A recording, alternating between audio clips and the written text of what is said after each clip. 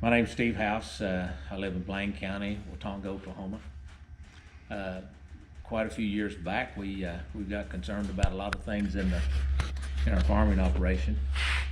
We tried to grow wheat, and we was always working up our ground, washing our sand blow, and planting our wheat too deep, and just a lot of things like that. We were fighting summer crops with 30-mile-an-hour winds at 100 degrees there in August, and just not been able to pollinate or have a good harvest down the road, and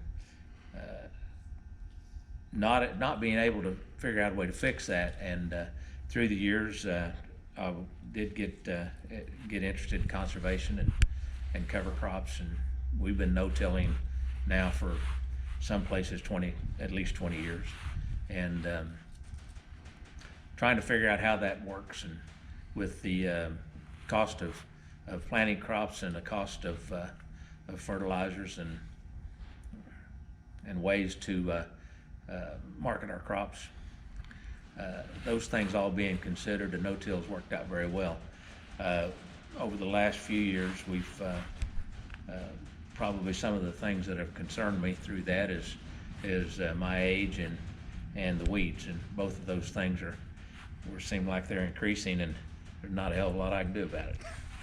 But we've gone to mostly cows now, and try not to do the intensive grain harvesting that we've done in the past, and we do have a little bit of irrigation. And here in Blaine County, we've got some special industrial atmospheres that we've had to deal with, and so the oil field showed up, and one thing leads to another in pipelines. So we've had to work some of our fields. We've had to change some of our cropping practices and things like that to accommodate the prosperity that's come to this area. That being said, farming's got a lot easier, and it's quite a bit easier to live with some of the things that we've done wrong in the past and maybe want to correct in the future. But right now we're in the cow-calf operation.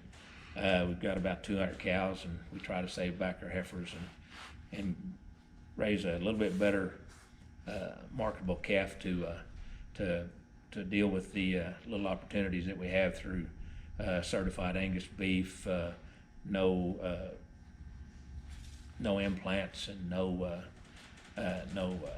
antibiotics. So we've added anywhere from $8 to $20 a hundred to our calf price that we sell, and we don't have to have tremendous truckloads of cattle to try to make this thing work.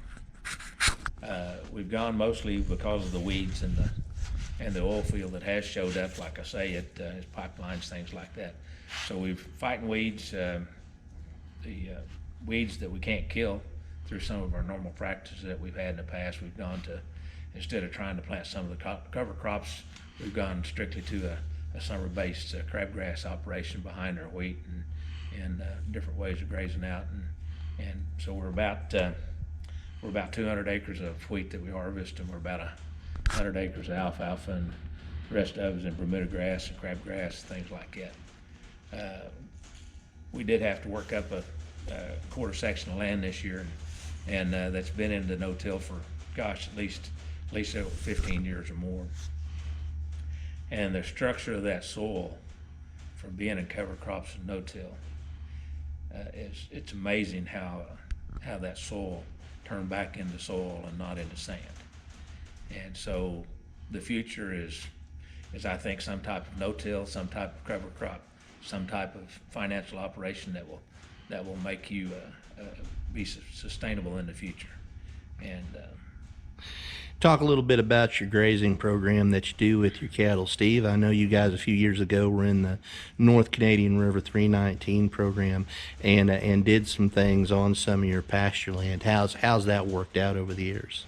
You know, fencing off those marsh areas, highly erodible areas, river stream banks, pond areas, things like that 319 money brought in. We've increased our wildlife quite a bit. It's just been nice to go out there and see some of that land that is for sure enhanced our enjoyment of the land, but it hadn't cost us any money to do those things. And when I say that, you get a benefit of taking care of the environment, taking care wildlife, and being able to say, hey, this is not a bad deal. So, I don't know of another way of putting that, but I did enjoy that, and we still have those fences and practices in place today. And I'm not for sure how long ago that's been, Clay, but that's, shoot, 10 years ago when we started that, maybe? Yep. I'm not for sure, but those funds ran out, and we've just been enjoying it ever since, so good things. Well, Steve, is there anything, if a producer was thinking about doing some things different on their operation, you'd mentioned the benefits that you'd seen from no-till, and obviously talking about the benefits from improved pasture management. Is there any words of wisdom that you'd give a producer on what they need to look about or think about if they're thinking about making some changes in their operation and maybe doing some of these conservation and soil health practices? Well, for one thing, I think you need to have patience. You need to have sustainability in your family and farming practices and things like that. Those would help. This all didn't happen all at one time. We went into no-till over a period of about 5 years, and that helped some of that no-till ground start producing and recovering and maybe enhancing the effects of the no-till. Yeah, there is some problems going into it right away, but you can minimize those with your different types of practices and crops and things like that. I'm sitting here, I got kind of halfway died for a minute, but that's okay. That's all right. We had I forgot your question. What was that question? Well, just little words of wisdom as we're getting ready to get down toward the end of the shoot. Is there anything that you would give as far as advice to a producer looking at soil health practices? You know, I'm halfway retired. I'm not. I don't know that I've ever been retired, but I've never been out of work. And you know, farming and ranching, and the peace of mind that you get from that whenever.